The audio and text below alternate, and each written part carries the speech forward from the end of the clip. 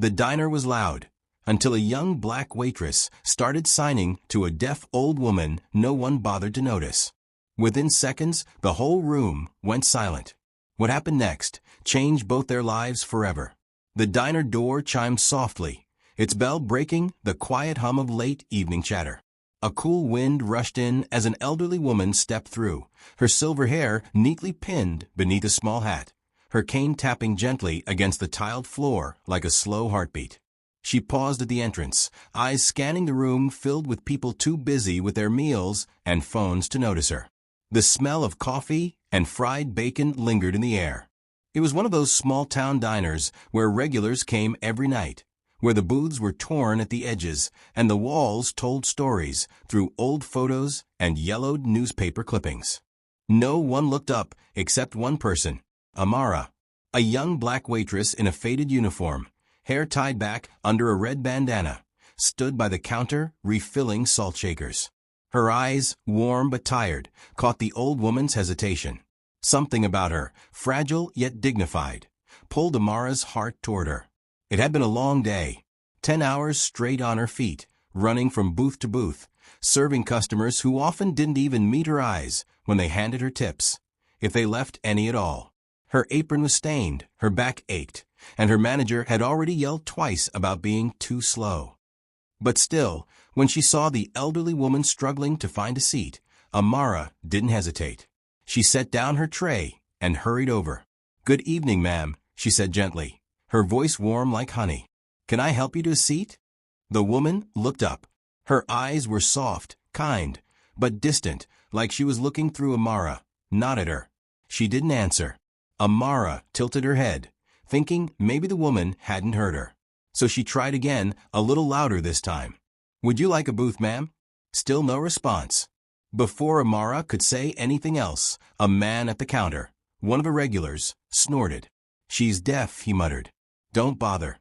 She comes in sometimes, never says a word, just points at the menu and writes stuff down." Amara glanced back at him, frowning slightly. Then she turned again to the old woman, who now stood awkwardly near an empty booth, clutching her small purse as if it were a shield. Most people would have taken the man's advice and walked away. But Amara didn't move. Something in her refused to just serve and walk away like it was nothing.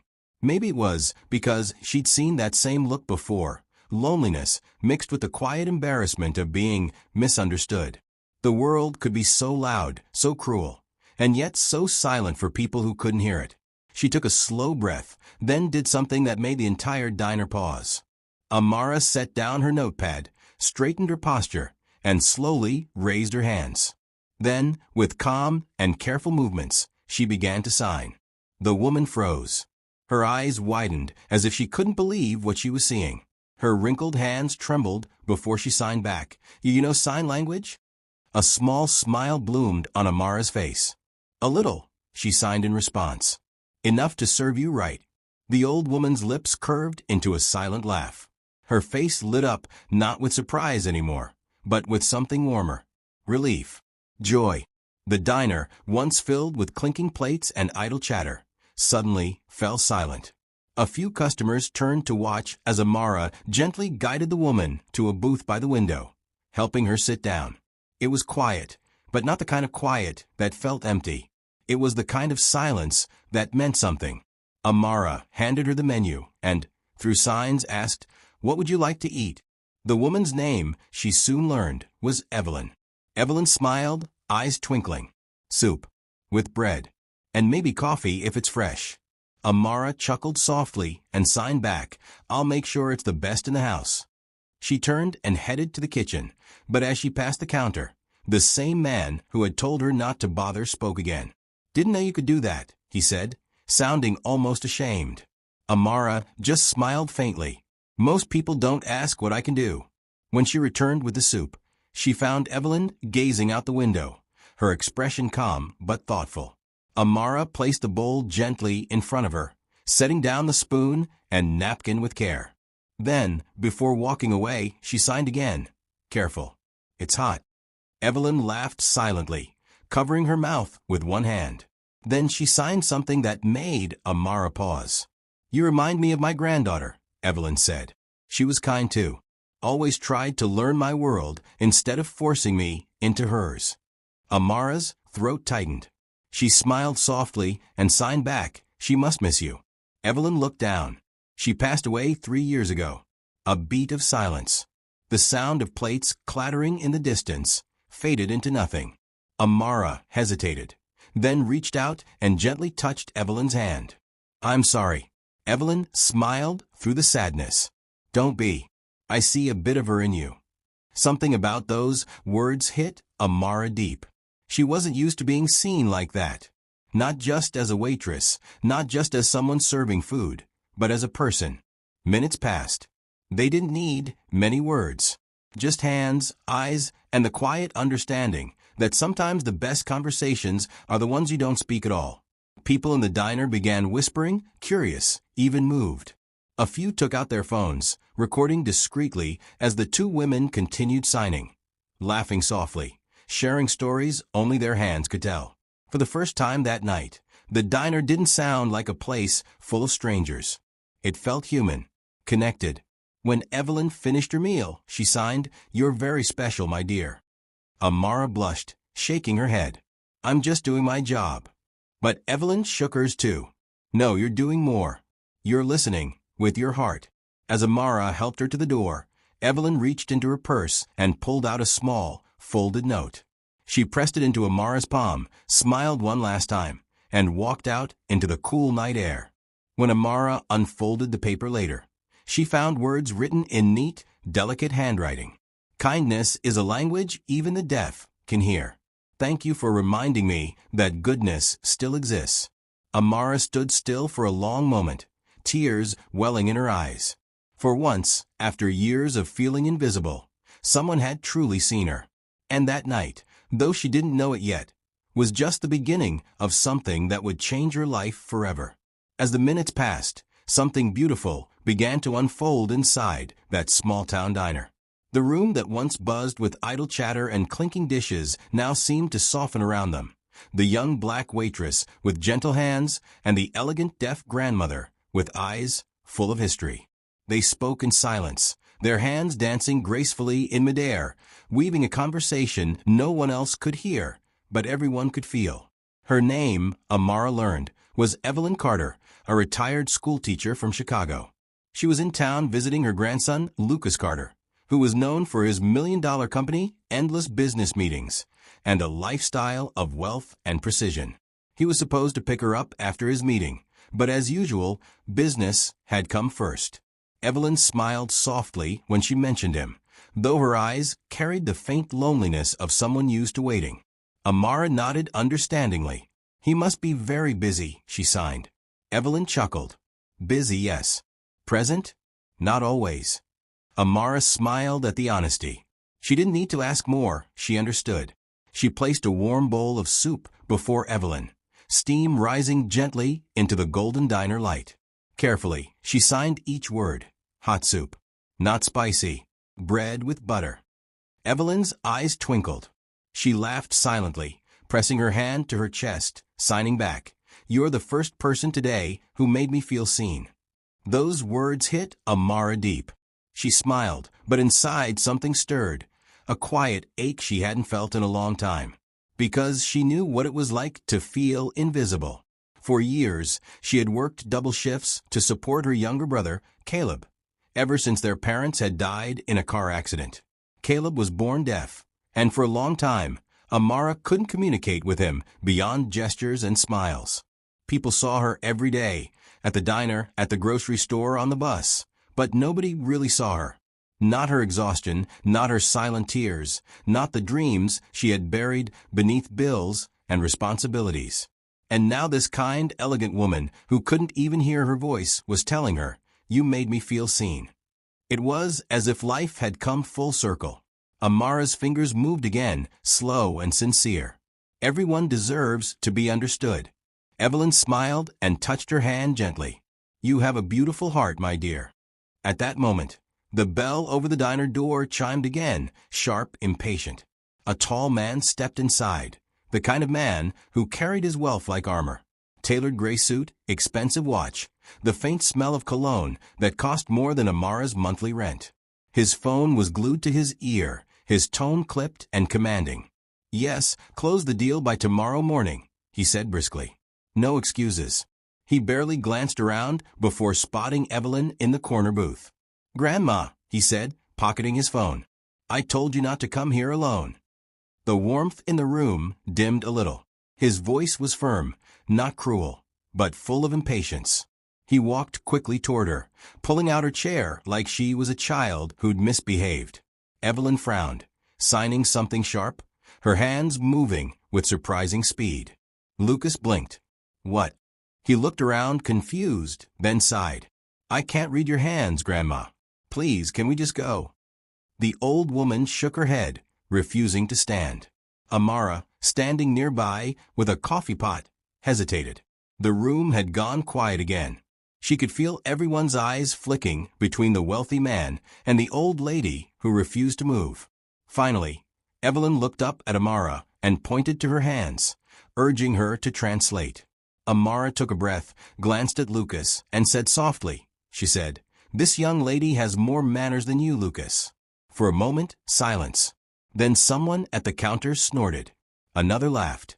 And within seconds, the entire diner broke into light chuckles. Lucas blinked, caught off guard. "What?" He looked around, his cheeks flushing. "Did she really?" Amara nodded politely, trying not to laugh herself. Evelyn smirked triumphantly, folding her arms like a queen who had just delivered justice. Lucas sighed, rubbing the back of his neck. "She's always been honest," he muttered. Amara smiled, setting down the coffee pot. "That's not a bad thing," she said softly. Lucas finally looked at her properly. For the first time since entering, he noticed her, not just as a waitress, but as a person. Her kind eyes, her patient posture, the warmth she radiated. He frowned slightly. "You know sign language?" Amara nodded. "A bit. My brother is deaf. I learned so I could talk to him." Something shifted in Lucas's expression, a flicker of surprise, maybe even respect. He sat down slowly beside his grandmother. "You must have studied for years," he said. Amara shook her head with a small smile. "No, I couldn't afford classes. I watched free videos online after my shifts. Took me 2 years to say I love you to my brother the right way." Evelyn smiled proudly, signing to Lucas. "See? Heart before money." Lucas chuckled softly, shaking his head. "You're impossible, Grandma." Amara watched the two of them, smiling. For all his wealth and polish, Lucas looked almost boyish beside her, a grandson being gently scolded by the woman who raised him. "Would you like some coffee, Mr. Carter?" she asked. He glanced at her name tag. "Amara, right?" "Sure. Black, no sugar." As she poured his cup, he found himself asking, "How long have you worked here?" "Almost 5 years," she replied. "It pays the bills." He nodded quietly. He didn't know why, but something about her calmness intrigued him. There was strength in her simplicity, the kind of strength he'd never had to find because money had always protected him from struggle. Evelyn watched them both, her lips curved into a knowing smile. She could already see what Lucas couldn't, that this encounter was about to change him. When they finished eating, Lucas stood up to pay. As he reached for his wallet, Evelyn signed something again. Amara hesitated, then smiled as she translated. She says, "Tip generously." "This young woman gave you a lesson in humility tonight." The diners laughed again. Lucas sighed, but smiled too. He placed a few bills on the table, more than enough, and looked at Amara with quiet gratitude. "Thank you," he said sincerely this time. "For what?" "For being kind to her. For understanding what most people don't." Amara simply nodded. "She's easy to understand," she said softly. "You just have to listen with your eyes." Evelyn patted her grandson's arm and signed one final message. "Listen with your heart, Lucas." He watched her hands move, then glanced back at Amara. And for the first time in a long while, he wondered if maybe his grandmother was right. Maybe there were still people in the world who spoke the language of kindness, not words. As they left the diner, Evelyn looked back one last time, smiling at Amara. She raised her hand, signing gently, "Thank you." Amara returned the sign with a bright smile. "You're welcome." The bell above the door chimed again as they stepped into the night. But the silence that lingered wasn't empty. It was full of meaning. Because that evening, two strangers from different worlds had spoken a language that neither time, nor wealth, nor distance could ever silence again.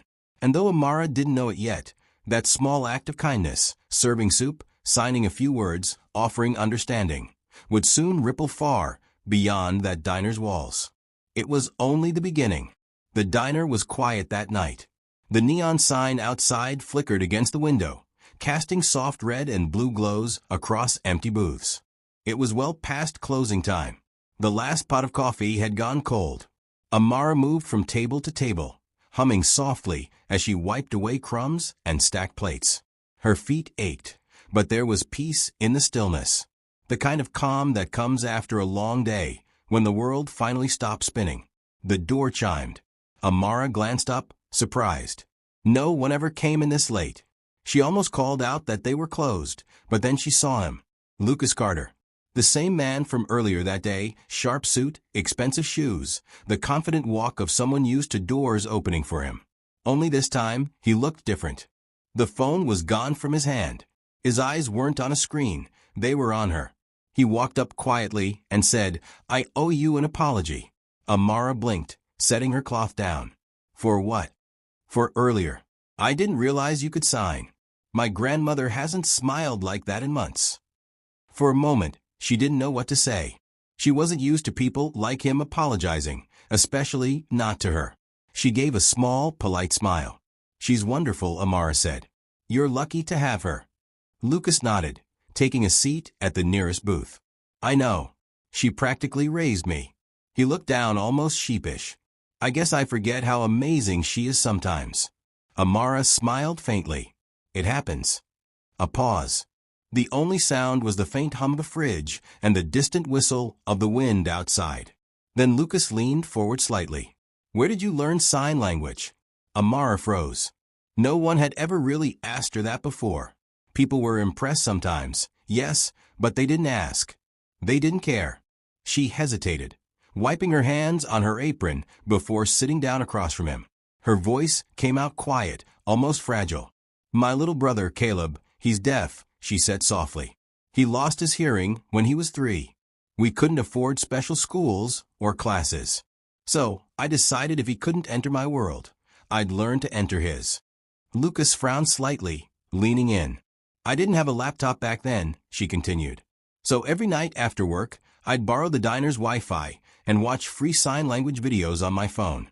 I practiced with my hands until they cramped. Some nights, I'd fall asleep at the counter, dreaming of moving my fingers right." She smiled a little at the memory. "It took me 2 years before I could tell him I loved him, in his language." Lucas didn't move for several seconds. His eyes softened, the weight of her words sinking in. He had grown up in penthouses and private schools, where everything was handed to him, tutors, classes, coaches. He'd never had to fight for knowledge, never had to learn something just to make someone feel loved. Now, sitting across from a tired waitress in a near-empty diner, he felt small. "Wow," he murmured. "That's unbelievable." Amara shrugged gently, her gaze drifting to the window. "Love makes you do impossible things," she said simply. That line lingered in the air, echoing louder than anything else. Lucas looked at her, really looked at her. The quiet strength in her voice, the calluses on her hands, the kindness in her eyes that hadn't dimmed despite exhaustion and struggle. She wasn't rich, but there was a kind of wealth in her that money couldn't buy. "How old is your brother now?" he asked. 10, she said, her expression softening. "He's the reason I keep going. Every morning, before work, I make him breakfast, pack his lunch, drop him at school. Then I come here. Then I go home, help him with homework, and we practice signing together before bed." "That's a lot," Lucas said quietly. She chuckled. "Yeah, it is. But when he smiles, it's worth it." He smiled back, but there was a sadness in his eyes. He envied that kind of love, the selfless, unconditional kind. His world was full of contracts and deals, not connection. He realized, sitting there, that maybe he'd forgotten what real care looked like. "You must be tired," he said. Amara nodded, laughing lightly. Always. They both smiled. Two very different worlds meeting in the middle of a diner at midnight. Lucas cleared his throat. You know, my grandmother talks about people like you. People like me? She says there are angels that walk the earth quietly, he said, half smiling. Not the kind with wings, the kind who show up when others look away. Amara blushed lightly, shaking her head. I'm no angel. Just a girl trying to make things work. He didn't argue, but deep down he disagreed. He glanced around. Is your manager here? She chuckled. No, thank God. He leaves early. Why? Lucas grinned. Good.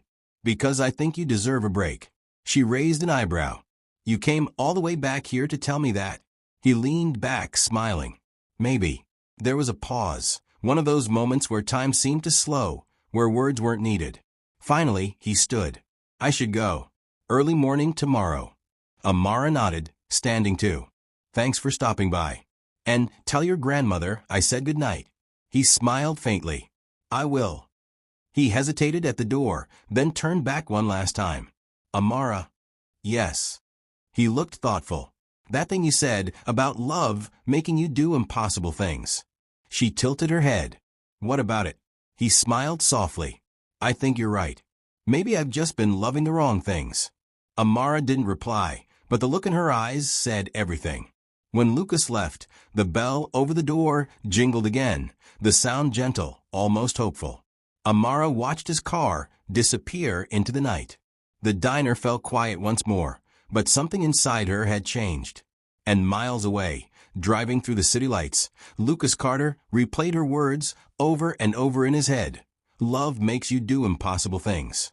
For a man who measured life in profits and percentages, those words were more valuable than anything he owned. And though he didn't know it yet, that one sentence, spoken by a waitress in a faded apron, was about to change everything about how he saw the world. A week later, the quiet little diner that usually smelled of coffee and bacon was buzzing like never before. Customers whispered, the cook peeked out from the kitchen, and the manager nervously adjusted his tie. A sleek black luxury car pulled up outside, its tinted windows reflecting the neon sign that read Maggie's Diner, home of homemade happiness. When the door opened, everyone gasped.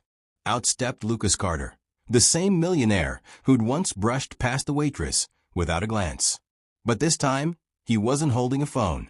He was holding a bouquet of white lilies, his late grandmother's favorite flower, and behind him trailed a small film crew with cameras and lights. Every head turned as he walked in. Amara stood frozen, clutching a tray, her eyes wide. Mr. Carter, she asked nervously. Can I help you?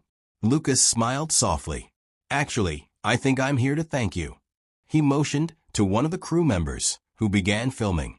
The diner lights seemed to glow a little warmer, reflecting off the silverware and glass jars of sugar. You're trending on my company's social page, Lucas said, setting the flowers on the counter.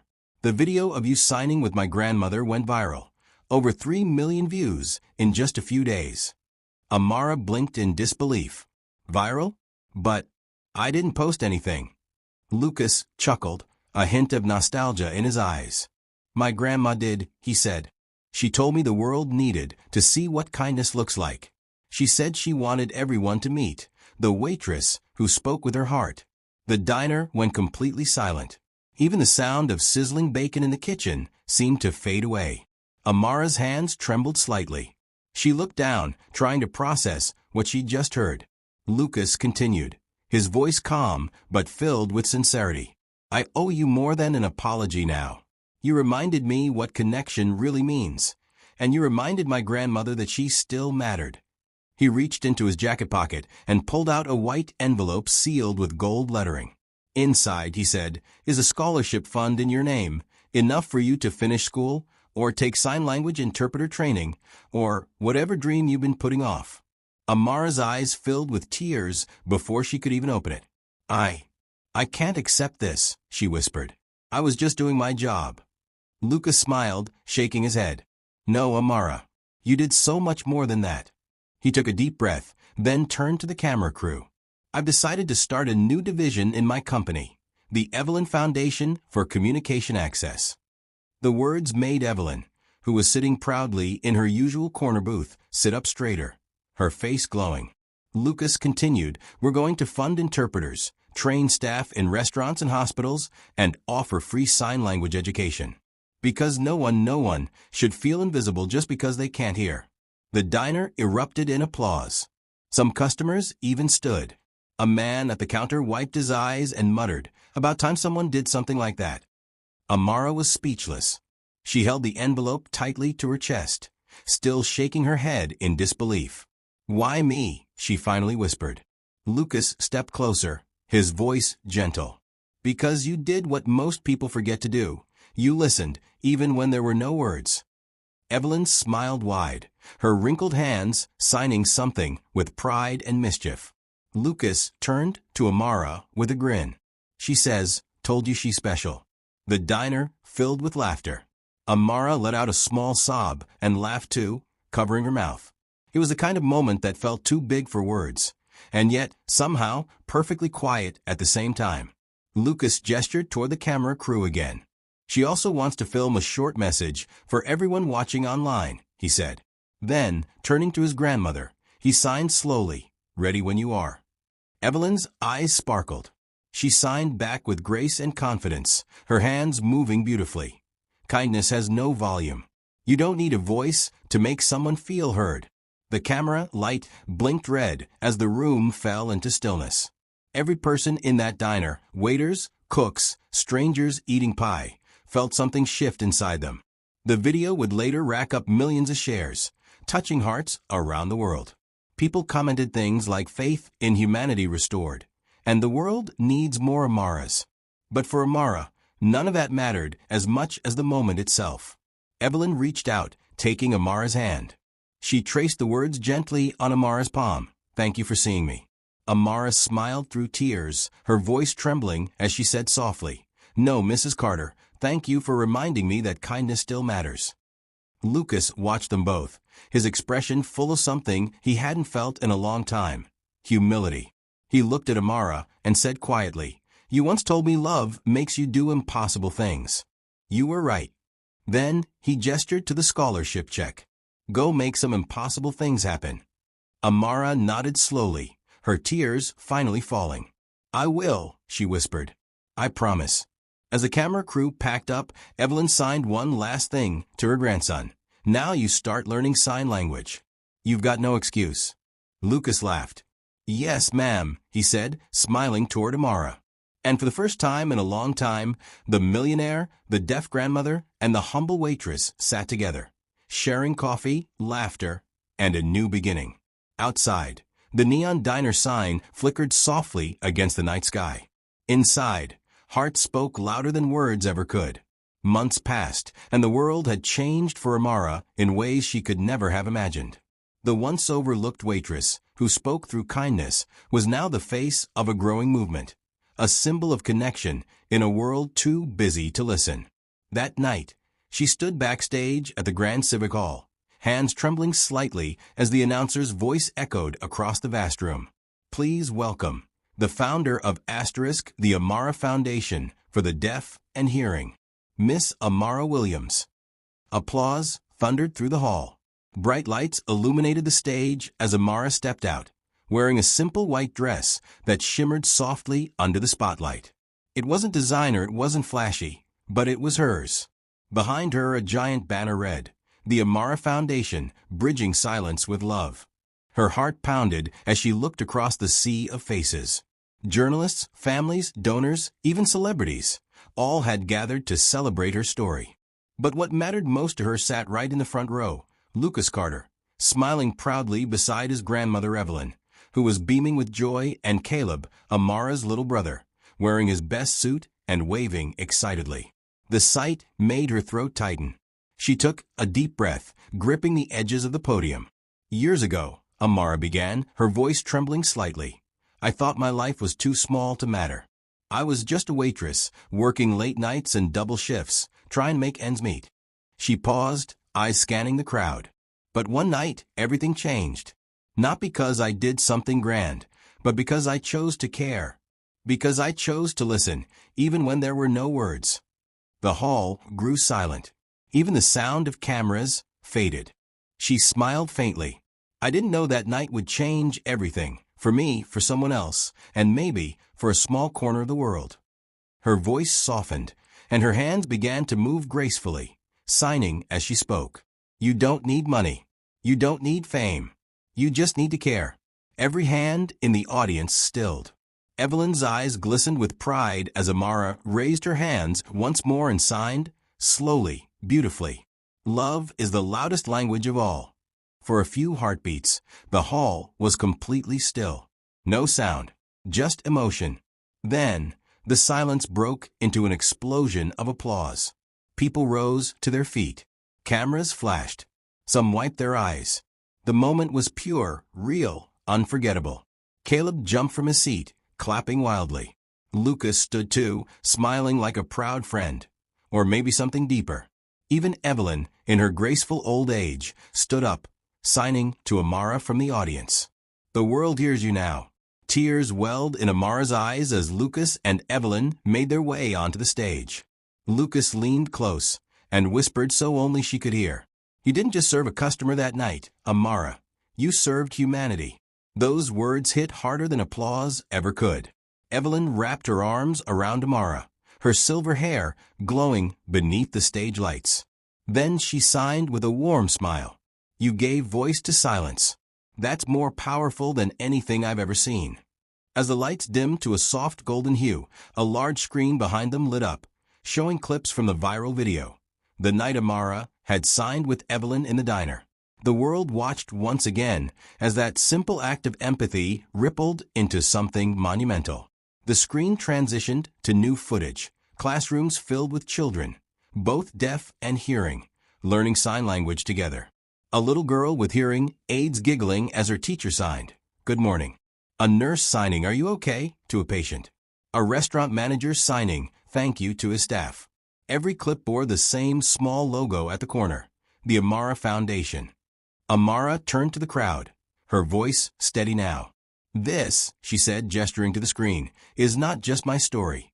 It's our story. Every time you take a moment to understand someone, every time you choose kindness over convenience, you speak the loudest language there is." Applause rose again, echoing like waves. Lucas stepped forward to the microphone. "I used to think power was about money and success," he said, his tone heartfelt. "But Amara showed me real power is being able to make someone feel seen." Evelyn signed proudly beside him as he spoke, her fingers moving in rhythm with his words. Then Lucas smiled toward Amara. "And as of tonight, the Amara Foundation will expand to 5 more cities and offer free classes for parents, teachers, and children. Because connection shouldn't be a privilege. It should be a right." The crowd roared in approval. Amara looked out into the sea of faces, overwhelmed. She spotted Caleb in the front row, tears streaming down his cheeks. He raised his hands high, signing proudly, "I love you." Amara smiled through her own tears, signing back, "I love you more." The band began to play soft music as the lights shifted to a warm glow. Confetti fell gently from above, sparkling like falling stars. Amara looked at the people beside her, the millionaire who learned humility, the grandmother who never stopped believing, and the little brother who inspired it all. Her heart was full. The once tired waitress who spoke through silence now stood before the world, not as someone who served food, but as someone who served hope. And as the cameras zoomed in on her tearful smile, the narrator's voice could be heard closing the segment. Sometimes it's not the loudest voice that changes the world, but the quietest heart that dares to care. The screen faded to black. Text appeared. Inspired by true kindness. The Amara Foundation, love speaks louder. Sometimes it's not the wealth we leave behind that changes the world. It's the kindness we show when no one's watching. Amara didn't speak the loudest, but she was heard by millions. Because love doesn't need a voice. It just needs a heart brave enough to listen.